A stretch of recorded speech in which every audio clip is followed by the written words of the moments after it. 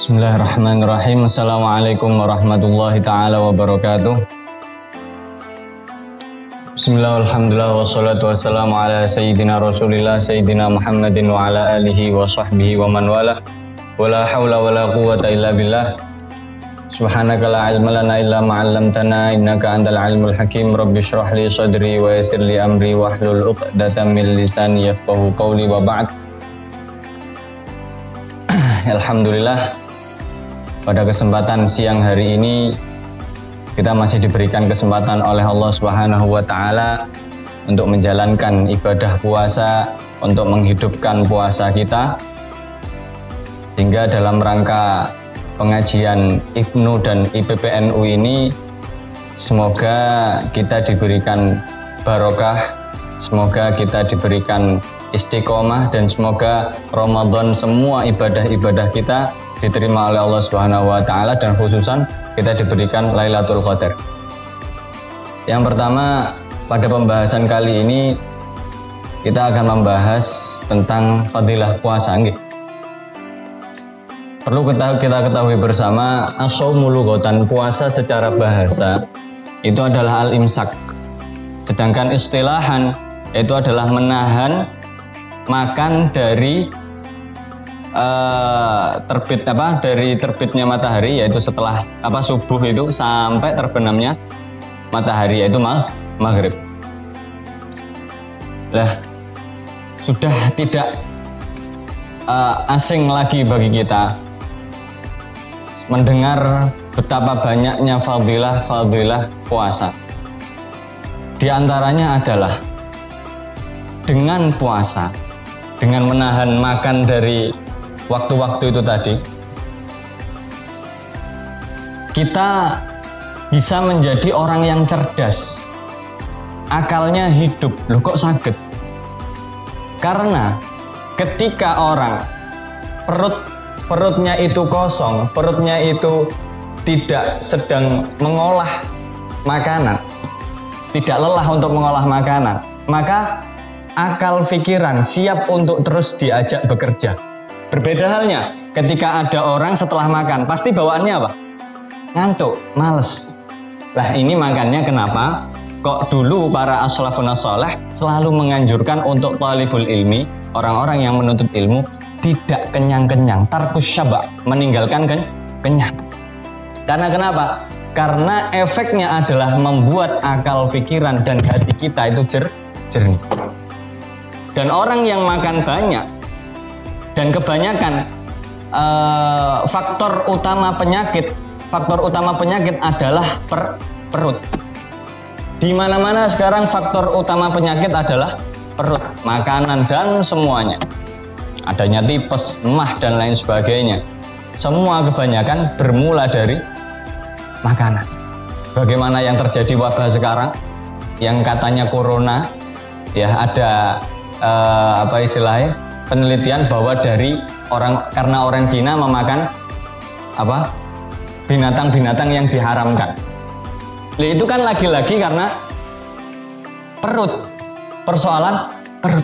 Makanya karena sebab kita sebagai umat Islam dianjurkan untuk berpuasa, maka agar kita menjadi orang-orang yang cerdas, menjadi orang-orang yang bersih hatinya, sehingga kita menjadi la'allakum tattaqun, sehingga kita menjadi orang-orang yang bertakwa.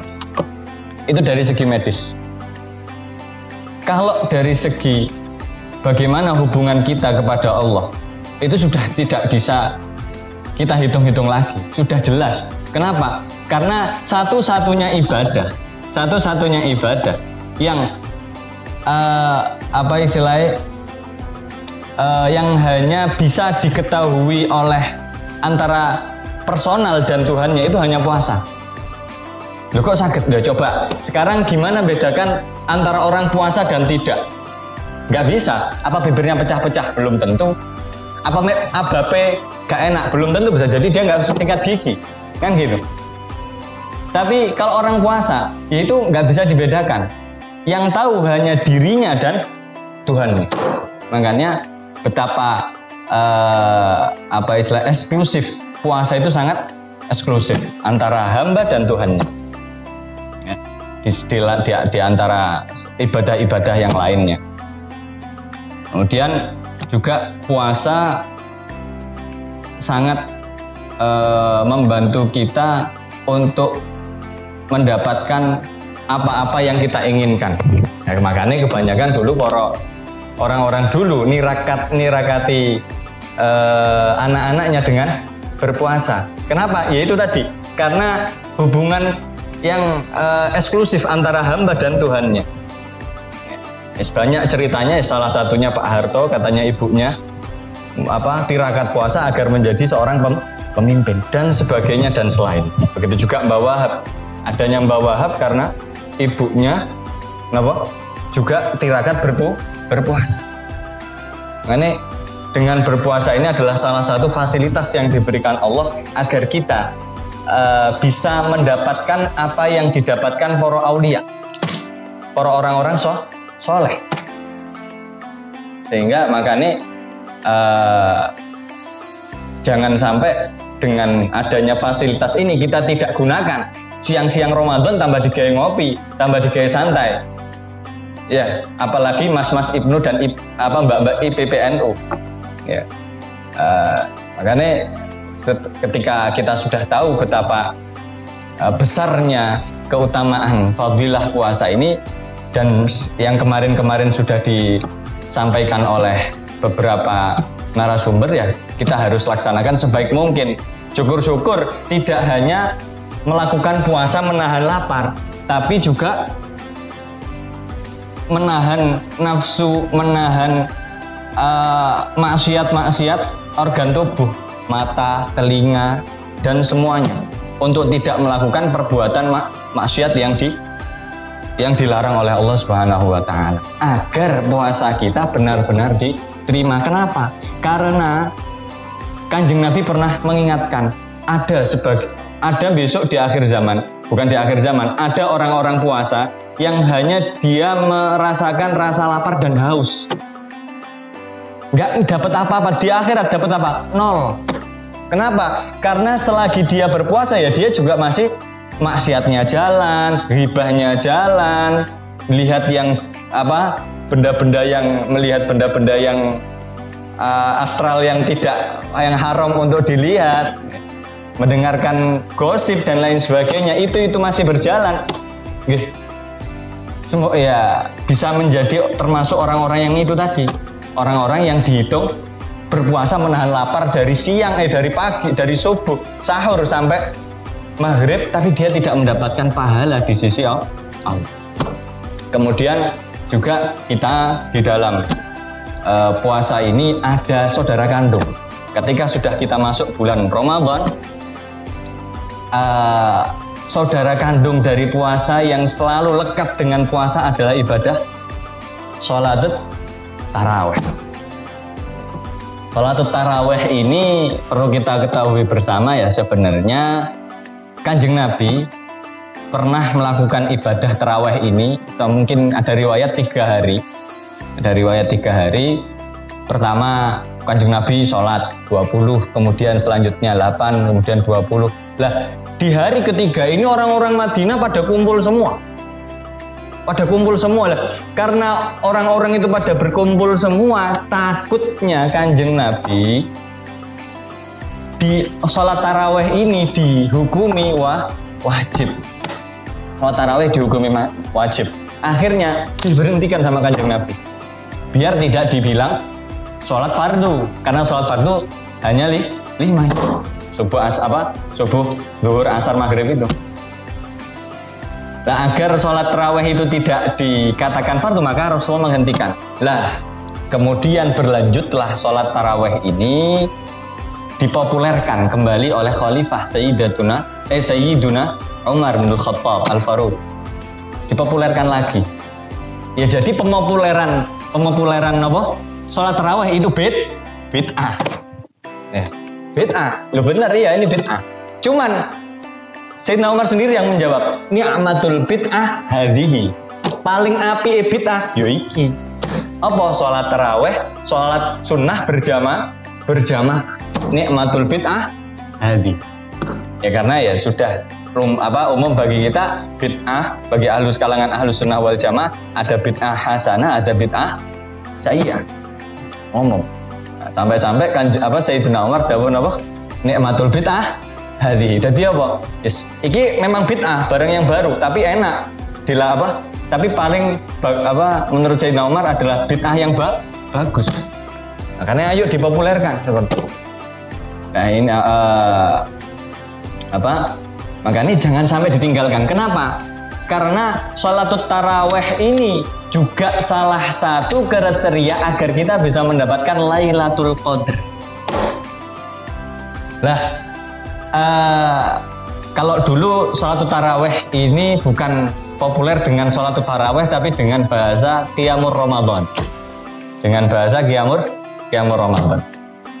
Nah, Imam Nawawi ya, bukan Imam Nawawi Al-Bantani, Imam Nawawi Ad-Dimashqi itu memaknakan, mensyarahi Qiyamul Ramadan dengan hadis Kanjeng Nabi, man qama ramadhana imanan wa ihtisaban ghufira lahu ma taqaddama min dzambi. Ada riwayat man shoma ramadhana imanan wa ihtisaban ghufira lahu ma taqaddama min dzambi. Tapi kita dalam membahas riwayat man qama ramadhan. Di sini lafadznya qoma, barang siapa orang yang mendirikan, barang siapa orang yang memenuhi malamnya, puasanya, paginya dengan berpuasa, siangnya dengan berpuasa, malamnya dengan melaksanakan sholat. Nah, sholat ini sangat erat dengan yang dimaknai Imam Nawawi dengan sholatut taraweh. Makanya jangan sampai ini ditinggalkan. Ya. Jangan sampai ini ditinggalkan. Kenapa? Karena yang berhak besok melaksanakan Idul Fitri, orang yang dapat gelar fitrah Idul Fitri, orang yang berpuasa, dan juga orang yang melaksanakan sholat sunnah, sholat taraweh dan sholatul witir. Makanya jangan sampai ditinggalkan. Terus apa yang mau dirayakan kalau misalkan dia nggak puasa dan dia nggak sholat?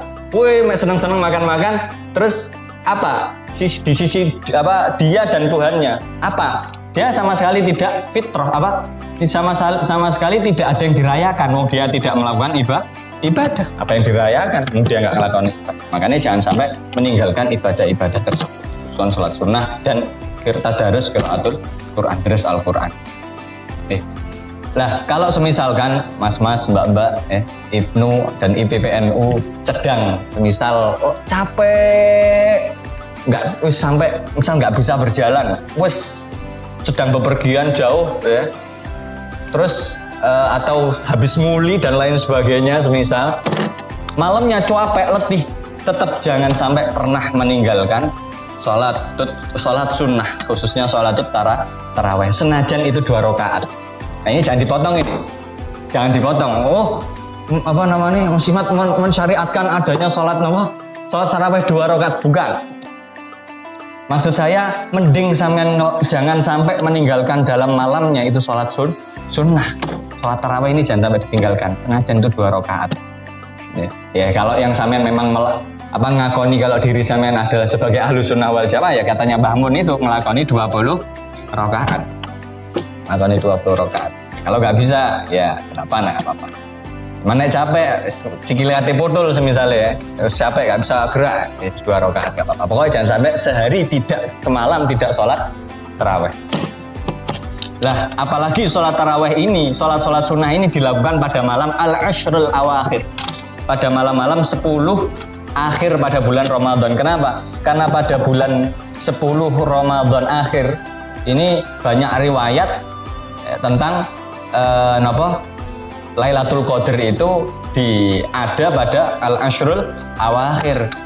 Makanya eman kalau semisalkan kita tidak menghidupkan al-ashrul awakhir ini dengan sholat taraweh, dengan sholat apapun itu, dan dengan tadarus dan ngaji dan seterusnya. Eman. Kenapa? Karena kita nanti nggak bisa dapat Lailatul Qadar.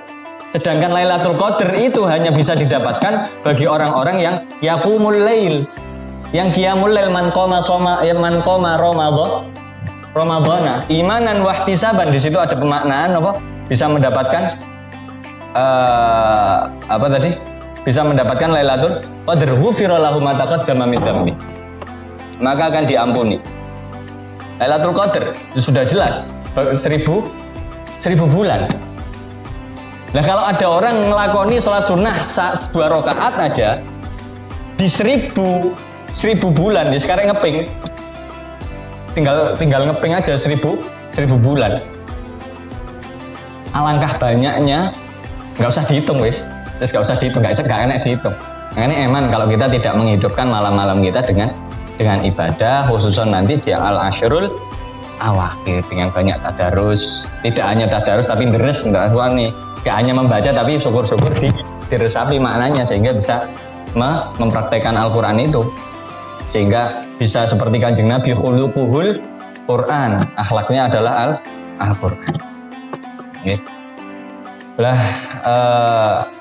Agar kita bisa mendapatkan itu semua, makanya kita latih diri kita dari sekarang juga untuk selalu giat, untuk selalu semangat dari sekarang. Jangan nanti nunggu di akhir-akhir, gak ono ambune. Tapi kalau kita sudah pemanasan dari sekarang, kita insya Allah bisa enjoy. Nah untuk nanti di asyrul awakhir. Sekarang gini, kalau semisalkan ada orang mau lari 100 meter, apa langsung banter dulu, apa untuk latihan dia biar bisa menang 100 meter, apa dia harus langsung lari 100 meter, apa dia harus jarak 10 meter dulu, terus 20 meter, kan seperti itu, dari yang kecil-kecil dulu, dari yang sedikit-sedikit dulu lah. Oleh karena itu kita biasakan dari hari-hari ini, dari malam-malam ini, kita hidupi malam kita, siang kita, pagi kita, jomek turut tok. Dengan ngaji ibadah, ya tidak hanya dengan ibadah, yang kerja ya kerja, karena itu masih dihitung ibadah. Ya. Agar dari pagi full Ramadannya kita ini dihitung semuanya ibadah. Ya. Dan tidak lupa kita juga berdoa agar selalu diberikan taufik dan hidayah oleh Allah agar kita bisa Ramadan kita ini diterima dan semua ibadah yang kita lakukan ini diterima oleh Allah Subhanahu wa Ta'ala. Cukup sekian. Semoga apa yang Allah sampaikan bisa bermanfaat dan barokah untuk saya pribadi khususnya, dan untuk mas-mas Ibnu, IPPNU dan semua banom-banom NU yang ada. Ya, dan juga semoga Allah memberikan anugerah untuk kita bisa mendapatkan Lailatul Qadar pada bulan ini sehingga kita layak besok untuk melaksanakan Idul Fitri. Tidak hanya sekedar sukaria euforianya senang, tapi nilainya kita di hadapan Allah 0, naudzubillah min.